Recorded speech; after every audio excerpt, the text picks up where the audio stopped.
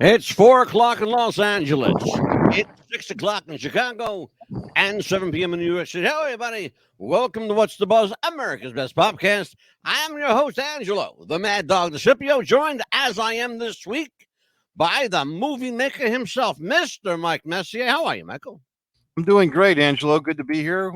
Really looking forward to talking with our guest tonight and talking with you as always. It's going to be a fun night.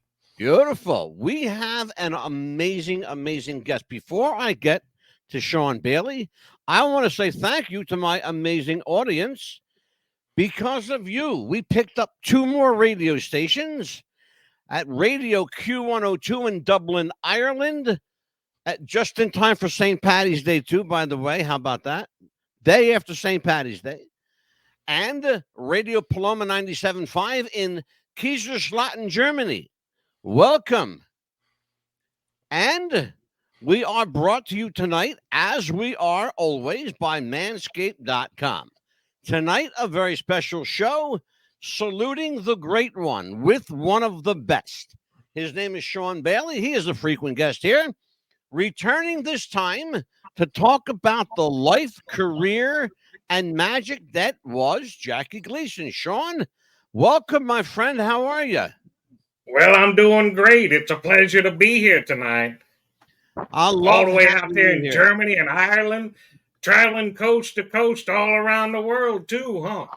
We are on right now more than 2,800 platforms around the world. 1,300 plus are radio stations.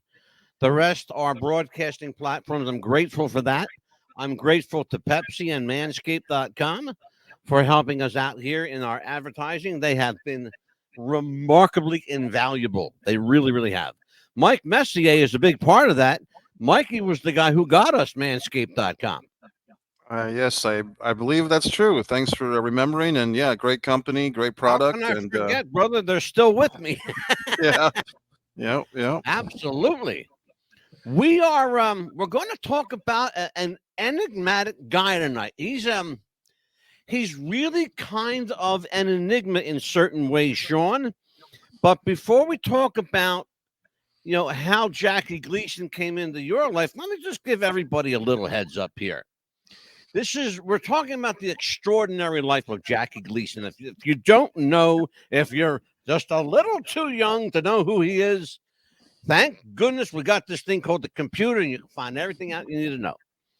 His penchant for fine food, generously poured scotch, and beautiful women, his ability to dominate a room, stage, or the screen, his taste for custom-made suits, monogrammed shirts, and the ubiquitous red carnation, his appetite for the biggest, the best, and just $1 more than the other guy made, all became part of the Gleason legend, which began on Brooklyn's Herkimer Street in 1966. I'm sorry, in 1916.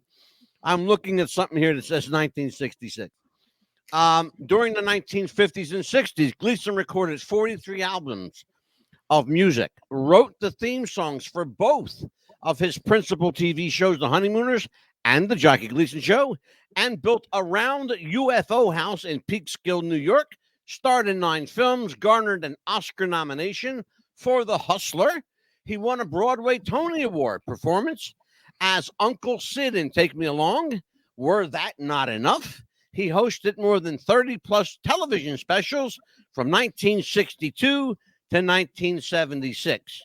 And that's just a parcel of his career. Sean, you are regarded as one of probably the premier Jackie Gleason impersonator in the country, because there's, quite frankly, aren't a lot of guys who do Jackie, and to be able to do Jackie Gleason, his mannerisms, his voice, his characterization, as well as you pull it off, is nothing short of astounding. And it didn't hurt that God was good to you in the facial department, because you look like him too.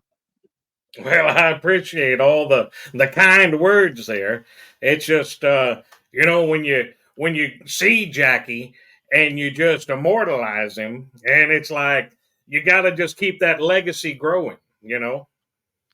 Absolutely. Mike Messier, what do you know about the great one, Jackie Gleason? When I was a kid, the Honeymooners were in reruns, I believe, at 10:30 at night on channel 56. It was either channel 56 or 25 out of Boston. And I got hooked. There was a particular summer when I was in Rhode Island, and the Honeymooners would come on, and I really didn't know at a young age. I didn't know the backstory, but that summer, my mom took me to this place called the Umbrella Factory in Charlestown, Rhode Island. It had a novelty store, and they had a poster of Art Carney and Jackie Gleason as the neighbors, Ed Norton and Ralph Cramden, and purchased the poster. And I had that poster on my wall for several years of my childhood, probably when I was 13 to 15 or 16. And, he's had a great career. I remember a few years after that, I caught a movie on cable TV that was one of Jackie's, probably one of his last best performances, Nothing in Common with Tom Hanks, where you can see in this movie the passing of the torch of the everyman character that Jackie was so great at playing in a lot of productions, not every single one, but a lot of his was kind of the everyman. And Tom Hanks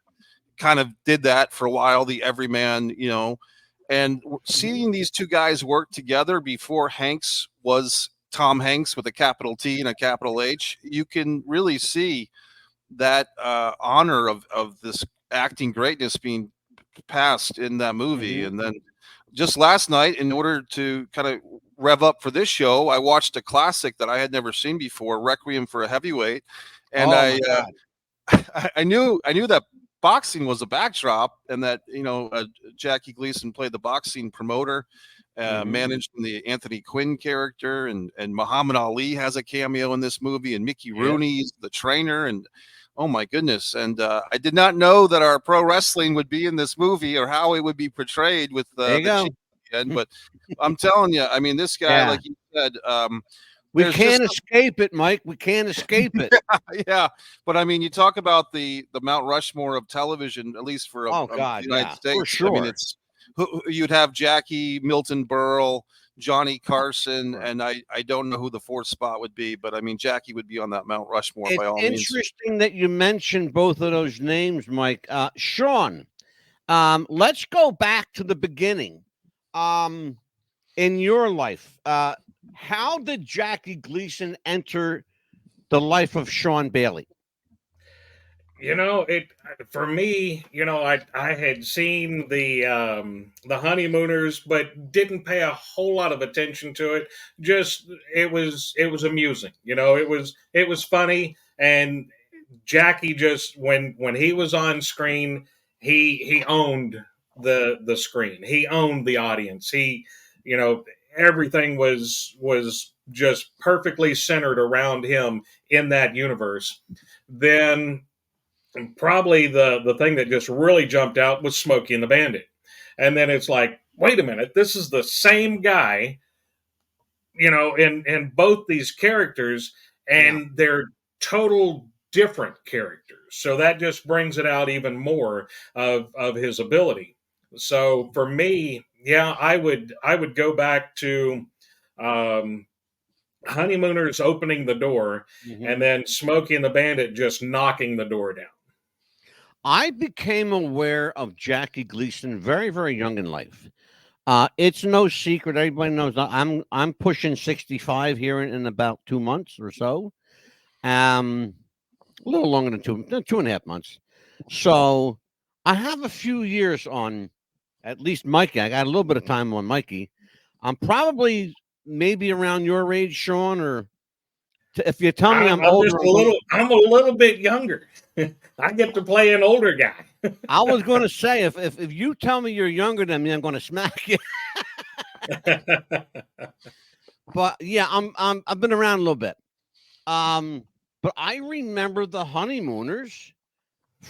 My first recollection was 1964.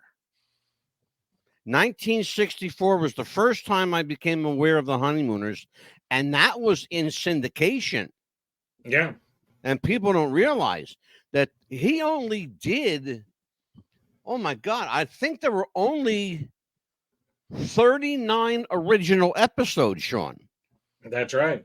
And that was it. And after that, he put everything in the vault and locked it away. Yes. Even then, he was a visionary who knew what he had. He knew Yes. that he had a commodity here, lightning in a bottle, we call it in show business. Right. He had lightning in a bottle, and he made sure that he kept the lid on that bottle. That's exactly I can testify to that, Sean, because I tried to get some of Jackie's clips for this show tonight, and the Jackie Gleason estate is very, very. They keep that tight to the vest. They are not going to part with Jackie's stuff, not unless you pay them a lot of money. Yeah. And I like free stuff. Something else that's locked away in that vault as well, and that is the third Smokey and the Bandit that was originally filmed, and only a select audience seen it, and then they reshot part of the movie, and the original copy is locked away in that vault as well. You know what, Sean? I didn't know that for sure, but you just confirmed it for me. I want to tell people, and Sean, as I said at the beginning of the show, Sean has been a frequent guest here. Sean plays the Jackie Gleason part in Smokey and the Bandit, the live tribute. It's called Eastbound and Down, the ultimate Smokey and the Bandit tribute. And I want to tell you something, folks. If you want them to come to a town or a city near you, they will. Have Truck Will Travel, I assure you. And they do more than an authentic job. You think the movie's coming to life in your town. That's how committed these guys are to the Smokey and the Bandit legacy. So let's be honest about it, Sean. You impressed Paul Williams pretty damn good. We did. We had a great time with Paul. First time that I met him was a quick interview online, and that was 4 years ago. And just when the camera opened for him to see me, I was wearing the Buford T. Justice attire, and he looks up, stops. Oh my God, you look like Jackie. And that set it off right there for both of us. Then here last fall, we got to do a Comic-Con with Paul, and that was just amazing. He really enjoyed it. When we walked up to him, it was just like he was walking up to Bert, Jackie, and Mike Henry. It took him back to 1976 when they were filming the first movie. Sean, you mentioned Bert in that in talking about Paul Williams. I know that Bert attended a couple of the Smokey and the Bandit reunions and wtributes. He's certainly a friend of Tim Phillips, the guy who does your Burt Reynolds part. And by the way, he is amazing. Tim is really good. Did Burt have any commentary on your character? You know, we got to work with him a few times, but he just absolutely he loved the attire and the characterization and the portrayal that was brought to him to see. A lot of times, I mean, we got to take a couple of photos with him as Bert and Buford. But just to be able to meet him in that character, he enjoyed it. He really did. Let me tell everybody a little bit about Jackie. He left us on June 24th, 1987. Jackie passed away from colon cancer in his exclusive Inverary home in Florida. Throughout his professional life, Jackie kept the heart of a child, going back to kind of what Mike Messier said. A whimsicalness that cheered up a sad and tired world. He is buried at St. Mary's Cemetery in a lavish above-ground mausoleum that truly suits the great one. Etched in the marble stairway, and you'll love this, Sean. Etched in the marble stairway leading into the sarcophagus, it reads the inscription, and away we go. Got to visit and pay respects to Jackie just last fall. We were in town for an event in Miami, and then the following weekend we were back in Key West and ended up taking Junior, Jason, Jason Bobbitt, that plays Junior for Eastbound and Down, took Right. him by there as well, so he could see and pay his respects. And it's just an amazing sight to see. Um, Jackie wanted he always loved the stage, and he wanted to always be on stage. So the way Um, that the mausoleum is set up is he's on a stage overlooking the waters there. It's a I beautiful think sight. there's an aspect for me personally. It's a special place in my heart. There's an aspect of Jackie's life that I just find it's serendipity at its best. And Yes. here's where I'm going to go with this. Back in the 1950s, late 50s, when the Honeymooners were getting ready to wrap up and the Jackie Gleason show was making its national debut on CBS television, there were a group of girls called the June Taylor Dancers. Remember them? Oh yeah. Jackie fell in love with June Taylor's sister way back when and loved her his whole life through both of his marriages and both of his divorces. And finally got to be with the woman who he truly loved after all those years. They finally got married, and she was Mrs. Gleason when Mr. Gleason passed away. I thought that's serendipity. That's God at work in a way that you can't even describe. Yes. So I want to talk about the enigma. Mike Messier brought up Jackie's everyday persona, the average guy, the everyday guy. How much, and you know him in a way that no one ever will, because he's in your head and Yeah. you're in his head. So I'm going to ask you as Sean to respond as Jackie might have.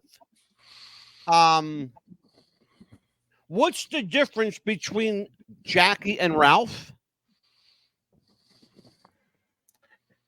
Whew, wow. To me, there's a lot of connection there. Not was it just the address of his apartment there, leading back to the ties of his childhood apartment, but there was a lot of Jackie in Ralph. I mean, not just him portraying, but just like where you're going with that is Yeah. he played basically himself. That goes back to hated to rehearse, wanted to keep it open and moving. He would come through for one read through and then have somebody else stand in while the rest done it, but he wanted to keep it fresh just so he wouldn't get too far off base from where he was, because he's playing Yeah. himself. And I was hoping you'd say that. I absolutely knew factually that he hated rehearsals. He was one of these guys that loved, a lot like what you do, Mikey. You like the live, spontaneous reaction when you're doing a film or when you're performing, because you work that way. Yeah. And I knew that Jackie didn't like rehearsing because he wanted it to be organic, Sean. He wanted it to be natural. Let's see what happens. We'll throw some ideas out and let's see what happens. We'll throw some stuff up against the wall, see what sticks. Right. So I think, and this is whatever my opinion means to anybody, I think that was part of the magic of Gleason, is that he did what felt good and not necessarily what was on the page, Yes. because sometimes it looks great. Mike Messier, you know this, you're an author, you're a writer. Yeah. Sometimes what looks good on the page doesn't transfer to the screen. Well, I did do some research and watched Jackie did an interview with 60 Minutes and Johnny Carson in 1984 when he was Right. promoting that Nothing in Common movie with Tom Hanks. Mhm. And just to clarify what I'm thinking, Sean, the Honeymooners and like the early Jackie Gleason shows, they were all live, right? They were live right Yes. to people's homes. Yeah. Yeah. So, I mean, when you think about it, Jackie, he worked best without a net, and like that's what makes most performers a bit uncomfortable or a bit uneasy is going live to the whole country and to other parts of the world. That's where Jackie Right. Gleason thrived. And for me, even today, kind of getting in touch with my, childhood self, I was watching some of the Honeymooners on YouTube, and from the moment he comes into the scene, the audience is right there with him because this is a live studio audience and they're just loving it because Jackie and Audrey Meadows and Art Carney, they're playing basically the audience. They're playing the average middle class working person in that era trying to get by. There was an episode they did around Christmas where, Jackie has bought this kind of gift for his wife, but he also bought himself a bowling ball. And then his wife has bought him the bowling ball, bag. And then this neighbor lady buys, the wife a present that's the exact same present that Jackie bought, blah, blah, blah. But the point is, the audience is just hooked from the moment these characters come on to the stage. And the other great thing about the Honeymooners in particular was this wasn't a sitcom. Even like, Seinfeld had the diner and Seinfeld had Jerry's apartment and maybe the post office or the soup Nazi, diner. With the Honeymooners, correct me if I'm wrong, Sean, but 99% of the time, if not 100, it was that one little room. So they had to bring the world of the Honeymooners. I can't think that they ever did anything outside of that basic small kitchen. So any storyline had to be exposition of the characters bringing the story from the outside world into that little kitchen. And if you really think about it, 39 episodes of gold. I mean, it's just amazing what they did with that. Mike Messi, I have a question for you. You're an actor. You're a playwright. You do film. You do some limited television, but your forte is literary work and film. Give me from your perspective as an actor, what's the benefit of not rehearsing? What's the benefit of going, as I want to say, going rogue? Yeah, well, first, let me just say a disclaimer. That's not how I would do it, just as a disclaimer, but the benefit is just a natural, organic reaction. So there are moments, for instance, when I do my YouTube movie reviews, that's all unscripted. That's just me going off. So I think what can happen with a performer like Jackie Gleason, or say in more modern terms, the late Chris Farley, or even a John Belushi, is some of these guys are just Robin Williams, another great example. Just their minds are so fast. It's like their mouths can't keep up with the mind. So what you see with some of these guys is they're like a filter for all this thought. And with Jackie, I think maybe even better than all of those guys is Jackie was also like a filter. He was almost like directing himself as he's performing in the moment. God, that's brilliant. That's brilliant. Because I could not agree with you more. Would you agree with that, Sean? That was absolutely. a brilliant statement.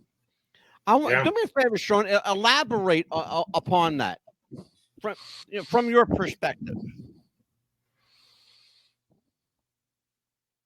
I think we cut out there. Yep, we're good now. We got it. Okay. Yeah, that's the thing is coming in unrehearsed, knowing that you want to start at point A and hit B and end at C, and to get there, you know what needs to happen, so you can veer off the script, but still be able to come back and hit your mark, if you will, and be able to come back out on this side and still end up back at your mark. A lot of times when we do our live shows, eastbound and down, um, we go out. We know where we're gonna with the cars. When we pull up, we know we're gonna stop here at point A. We know basically what scene we are reenacting and what we need to say from here to get us to here. And it's that same way. It's that live response, and you can change it up if you get more laughs out of it, or if you get not as many, it's a little bit weak. You can add just a little bit more punch to it, and be able to carry you through to get you back to your mark.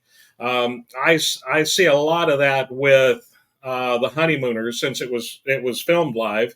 Even when Jackie would forget a line, he had a code that others on scene would know that they need to help getting back into where he's supposed to be, and he would touch his belly, rub his belly, and then they would know that he needs a second to remember where he's at to be able to carry through, or they just need to throw him a little something, throw him a bone. Time to regroup.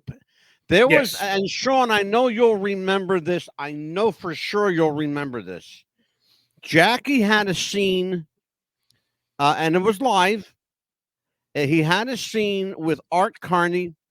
Of course, Ed Norton and Ralph were in the kitchen, around the table, and Jackie's zipper was down on his pants. And how he covered that up. What would you tell everybody the story there? How he covered that up was brilliant.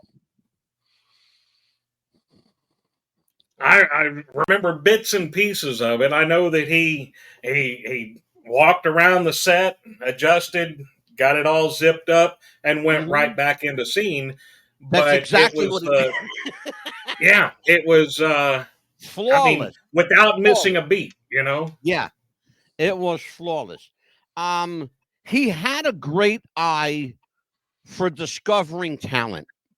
Yes. People don't know this. I know, Sean, that you'll know this. Mike Messier, I'm not sure if you will know this or not, but Audrey Meadows was not his first choice to play Alice Cramden. He didn't like her at first because she was smart-mouthy. But then he realized, wait a minute, that's exactly what I'm looking for. Alice has to keep up with Ralph. She's got to give him back what he's given everybody else. And that was, again, that lightning in a bottle, that magic that it was, it'll never happen again like that. Right. The Joyce Randolph and, Art Carney. Where are you going to find that caliber of improv actor who can go off script and still maintain the story? It's remarkable when I think about that. We're going to take a little break. We're going to come back, and we are going to talk about the later years, Jackie and the later years. And before we do, I want to tell everybody to check us out at WWTF Radio 88.7 on the broadband system. And for all of our links, join linktree.com/WWTF Radio. It's where we are. And we will be right back after this. Do you have sweaty balls or volleyball netty balls? It's time to make them ready balls. The Manscaped.com Lawnmower 3.0 will do the job and clean your knob with its patented no-nick head, so your head will function as desired. Enter promo code Wrestling Future for a generous 20% discount. That's enter Wrestling Future for a 20% discount. Manscaped.com and Wrestling with the Future, going balls to the walls with Manscaped.com and the Lawnmower 3.0. Your balls will thank you, and so will we.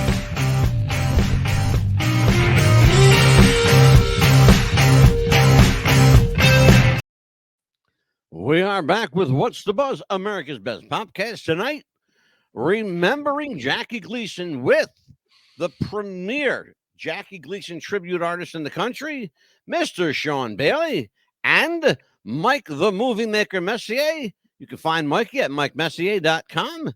And he's got a couple of books. I'll tell you about his books later on. I want to show you guys one of the, or a couple of the only clips that I'm allowed to show you, because the Jackie Gleason estate, much as I love them, will not let me show anything. So I want to take a look at these clips, and then when we come back, we'll watch them all first, and then when we come back, we'll talk, okay? Sound good. It isn't Ralph's fault. It isn't Ralph's fault. Look, Alice, just because you're married to a horse doesn't mean you have to live in a stable.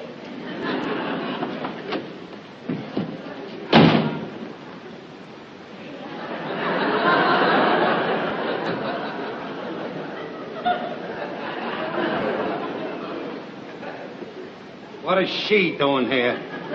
Please, Ralph, she's my mother. What's that? Your lunchbox? Oh, you're starting right in, huh? Starting right in with the insults. No warming up in a bullpen or nothing, huh? Starting right in. I remember when you used to come over, you used to start slow with a couple of hello stupids and stuff like that. Now I don't even get that anymore, huh? Well, let me tell you something and get this into your head. This is my home, and when you come in here, treat me with respect and address me with a civil tongue. Oh, why don't you shut up? Ralph, what's the matter with the two of you? Can't you ever get together without fighting? I didn't start this. Mammy Yoakum did. Ralph, I don't care who started it, but it is stopping right now. Anyway, what's that bag? Oh, I told you about this. Remember last month they found a bag on a bus? Well, nobody claimed it, so now it's mine. Well, what's in it? I don't know what's in it. Can't be anything of value, or they would have claimed it. Can't be of any value or you wouldn't have found it. Hey, you dirty Look, Alice, I got something important to talk to you about, and I'd like to do it in private. Anything you can say to my daughter, you can say in front of me. What is it, Ralph? Well, look, Alice, I'm short a couple of bucks, and I gotta pay my dues at the lodge tonight. They're gonna throw me out if I don't. Don't you give him a cent, Alice. One of these days, you're gonna push me too far. The only thing that could push you is a bulldozer. All right, get out! Get out! All right, Alice, it's all right.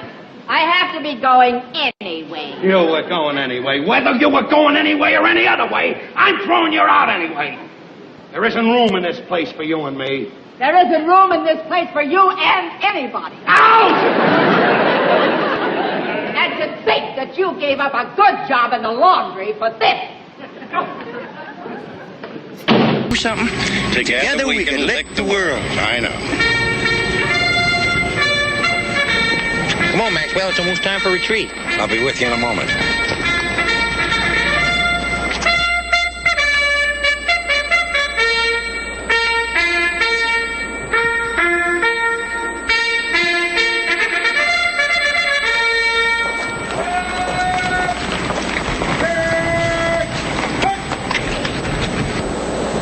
Retreat, soldier.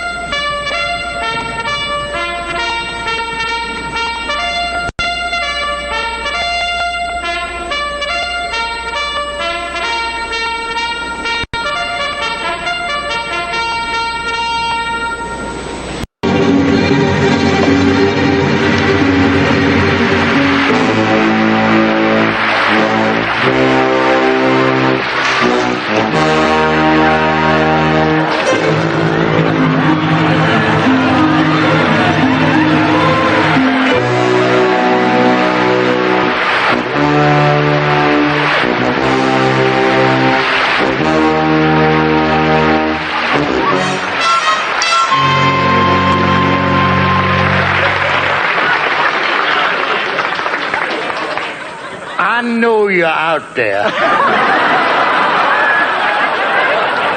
You some...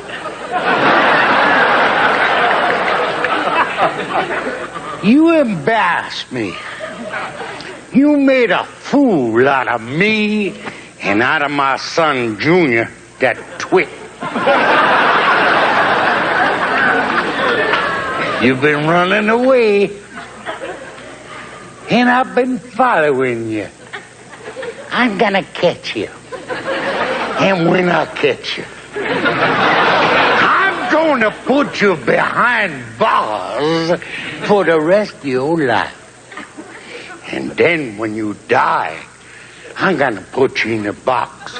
And I'm gonna put you behind bars for the rest of your natural death.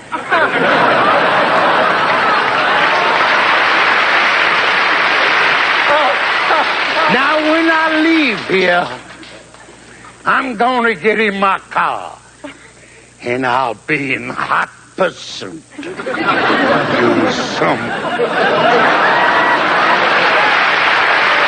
This looks like it might be it. Where the fuck am I? Holy shit, is that funny? Whoa. Wait, that's not it? I thought that was it. There's more? I feel like we're either going to get arrested or I'm going to be abducted by aliens.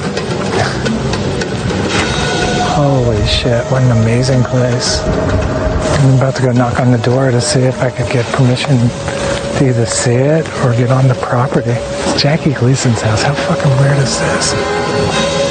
Oh my god. Oh my god, there's this winding stairway that goes all the way around. I've never seen anything like this. I mean, it's like I've never seen anything like it. It's all really expensive looking organic. It's just incredible. Amazing. Imagine having all that money and this is like what it is you build? The mothership in your pod? What a weirdo. Kind of cool.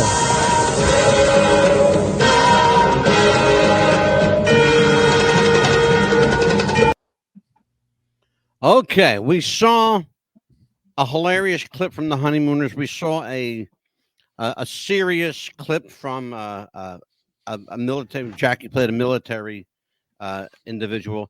Then we saw a little glimpse into the private life of Jackie. He was a bit eccentric. Certainly his architectural style was a little unusual. He had a UFO built into his backyard, and his house was a round house like a spaceship.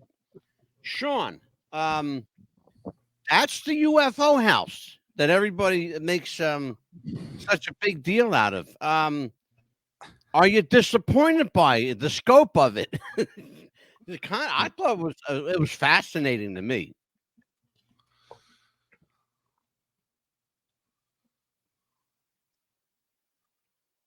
I absolutely love it. Oh, I love it. It's just amazing. You know, it's the mind that goes into being able to put that from paper into real life right there, you know, and have that vision for it. And it's just amazing. Mikey, from an acting standpoint, you got Jackie doing comedy, same guy a couple years later doing a rather serious military part. What's the difference in the dynamics there from an acting standpoint? Or do you simply change the mindset? Well, that's a great question. I mean, I think Jackie said it himself on The Tonight Show with Johnny Carson in 1984, that a lot of great comedians have proven themselves in drama, but not a lot of great dramatic actors have proven themselves to be great comedians. So absolutely. It's in my opinion, and Sean, I wonder if he would agree with this. I think it does take a little bit more to get people to laugh than it takes to get them to cry. It does. And yeah. So, I mean, but Jackie could do them both. And to my pleasant surprise. Just, literally at 2:00 in the morning, I'm watching Requiem for a Heavyweight, and talk about some heavyweights. Within the first 5 minutes of that movie, you got Muhammad Ali, Anthony Quinn, Mickey Rooney, and Jackie Gleason. And Jackie is, you could say it's an ensemble lead, but Jackie more than holds his own. With that performance. And I believe Jackie was nominated for an Oscar award for The Hustler. Was that right, Sean? Yep, absolutely. Yes. And one thing that Carson pointed out is that of all the awards that Jackie won, he won a Tony Award, Broadway Award, but he never won an Emmy. I think that's the case. Like he had more adulation as far as the official big time awards from film and from theater than he did from the medium of choice that he really perfected, which was TV. So quite an interesting career. I was kind of enamored with that house myself there. Is it Cortlandt Manor, New York? Where's the UFO? I think that's pretty cool myself. Yeah, it's Peekskill, Mike. Yeah, Peekskill, New York is what they're saying. I had not seen that. I heard all about this house for years and years. I finally had a chance to see it, and in a couple of videos. And one guy, the clip I pulled up, actually went to investigate it. He got into the property there. It's different. And I think what's fascinating is that Jackie left the house exactly as it was. He left everything. He just moved. He just moved. Not that money's an object for him. He could set up shop wherever he goes, but I just thought it was fascinating that he would leave everything like lock, stock, and barrel into his home, Sean, Yeah.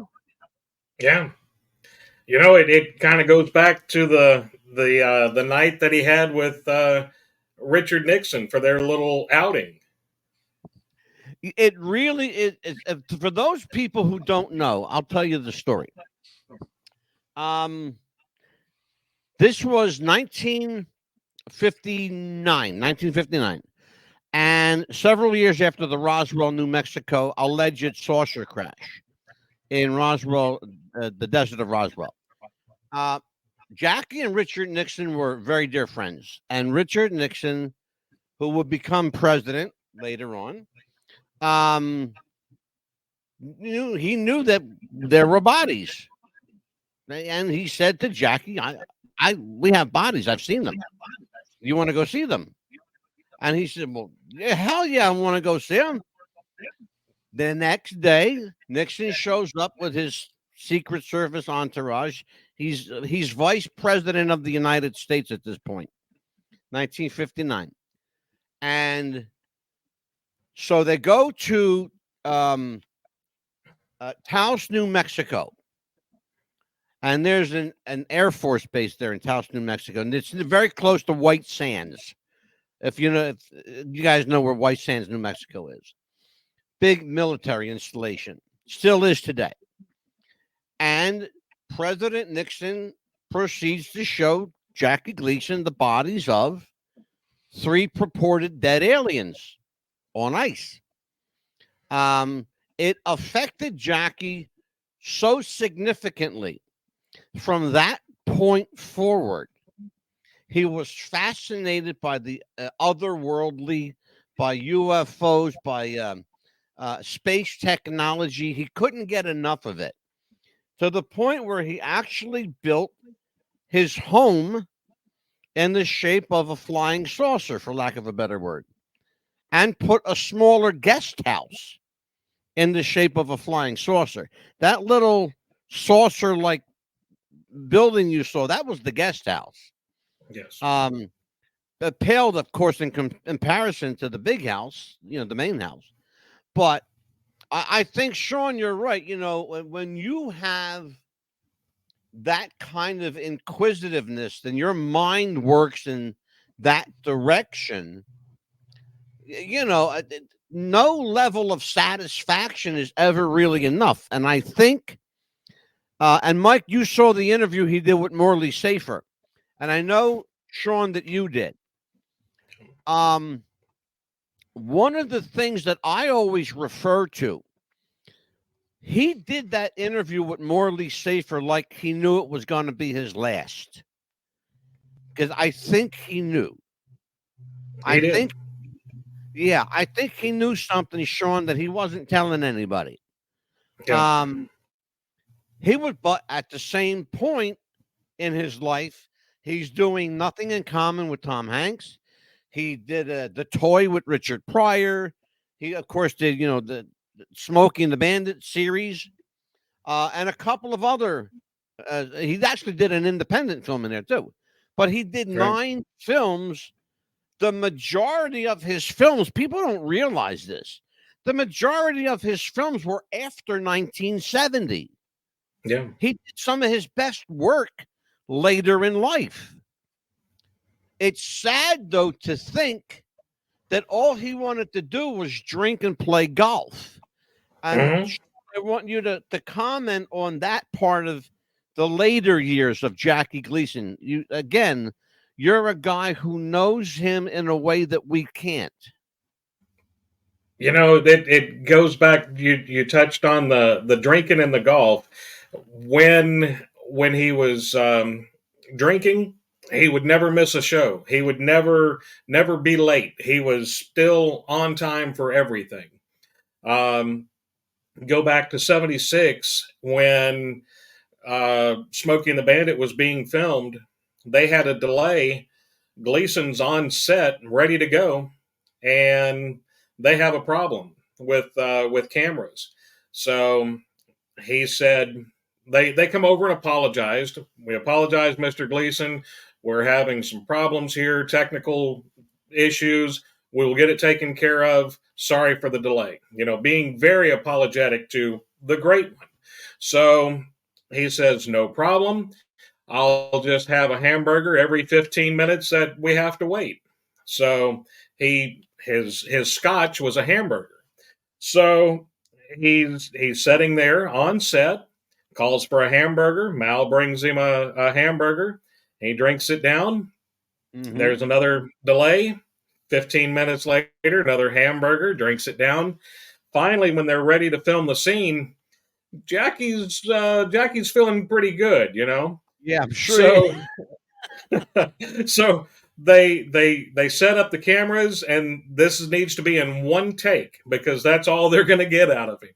Oh my God! So it's the scene when he steps out of the trailer and has Junior put the cuffs on the sergeant for the police department, and you can definitely tell he's feeling very loose, and it's a different Buford in that one scene just because he's a little loose, but maybe I shouldn't say loose, maybe more stewed at the time. Yeah. Well, I'll tell you what I noticed about that scene. In addition to the relaxed nature of it, he was a hell of a lot funnier. Yeah. He really was. He was funnier sloshed. And there are some people, and Mikey, I know you know some people like this because you hang around wrestlers.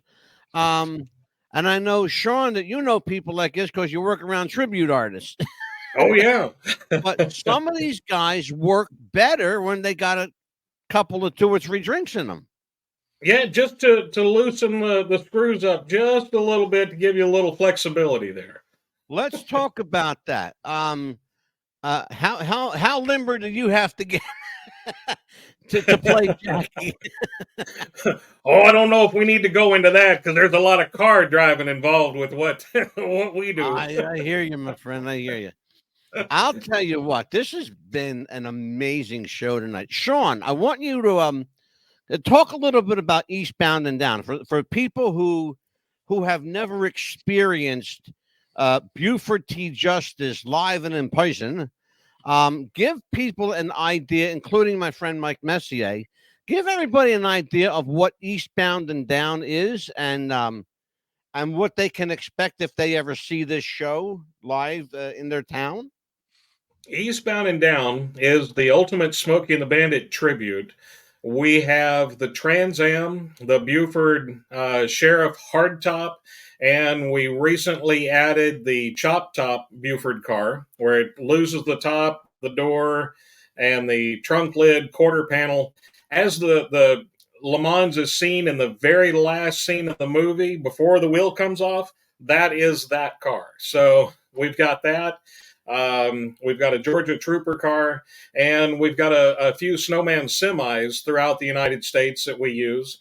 But we go out on tour, and we bring the Smokey and the Bandit movie back to life again. We're taking you back to when you're sitting in the theater back in 1977 and watching this on the big screen. You become a part of it in live action. So we go out on the road. We'll do a scene reenactment if it's a low speed chase. If it's recreating the Diablo sandwich and Dr. Pepper scene, if it's just any of the scenes from the movie, we will go out and recreate that. And then after the scene's over, we're available for photos and autographs. And we have merchandise that is exclusive Eastbound and Down merchandise, as well as Smokey and the Bandit type of die casts, and just a whole lot of taking you back to a simpler time. And people can go to BufordandBandit.com, if I remember. That's correct. Buford.com or BufordandJunior.com. Okay. And that'll take you to all of our social media. Perfect. And either one of those websites will get you to the Eastbound and Down Ultimate Tribute page, correct? It will. It'll take you there. It'll take you to our all of our social media pages, being Facebook, Instagram, YouTube, TikTok, just about everything. Mike Messier, have you been to banditandbuford.com and checked out Eastbound and Down? I'm on banditandbuford.com on my other computer right now. I looked on it, and there's some really awesome pictures of the cast, including Sean, and is really cool. And I looked at your upcoming events, and I'm kind of thinking you should tap into the Florida market again, because I would think that there's a lot of people in Florida that would love to see this show. Big market, and Sean, big markets for you. We will probably be back in South Florida again this year, so really looking forward to that. Just finalizing some details there. Yeah, I live in Jacksonville at the top of the state. I don't know if we have time for one question for Sean, but I was wondering, could you give us your story of like the very first time you did Jackie Gleason as a paid gig? Like was it a stand-up comedy show? Was it a tribute show? Do you remember your first time you performed as Jackie in a gig and what that was like? Yeah, the very first time, I was actually doing a different tribute show at the time, and I was going to be just more of the behind-the-scenes guy for Eastbound and Down and have the cars, and I had a couple other people that were lined up to portray the cast, and I had a guy flake out at the last minute. He didn't want the Hollywood stardom, as he said it was, and we had a gig the next morning, and we're looking at 12 hours to come up with a backup plan, and I was like, well, I've got the uniform, I've got everything to complete the Buford T. Justice. I had a mustache and goatee at the time, so went and shaved down to the pencil stash and created that iconic Jackie look, and threw the uniform on and come walking down the hallway at home, and my wife and daughter, and their expression just by being able to carry in some of Jackie's mannerisms, it set it over the top, and they said, you can pull this off. So we go out and do the parade, and then the meet and greet with fans afterwards, and it was just a huge response. And I was so glad to have that opportunity that it was like I've always enjoyed Jackie, and I knew what needed to be for the character to portray him correctly, and with full respect. So for me, it was quite the honor to be able to actually put that uniform on and move forward. And then that's the same way it is now with how far we've come since then, just by getting into more of the iconic Jackie roles. Here recently got to see the actual Honeymooners set. Actually, his bus driver uniform, and just everything with it. His golf clubs, his golf cart, his personal limo. Got to set in it, and it was like sitting there for just a moment, and it just kind of felt like Jackie was sitting there with you and saying, "This is my scotch cabinet. Here's my TV. Here, would you like a cigar?" It just felt like he was right there, just commanding the scene in the limo. So it was it was something. So being able to take this role, portraying Jackie's Buford T. Justice, and then taking that to the next step for the Ralph Cramden. We'll be debuting that later this year, and then more of the Jackie roles are to come this year as well. So just proud to be able to keep his legacy alive and pay true respect to an icon. Absolutely, for certain, and you do an amazing job. Mike, Thank any you. other questions you have for Sean? Well, I think we probably have to do another show with Sean because it's just Oh, pretty we awesome. absolutely will, for sure. And That's never a problem. yeah, the story that Sean just told is the if you want something done right, do it yourself. That's it.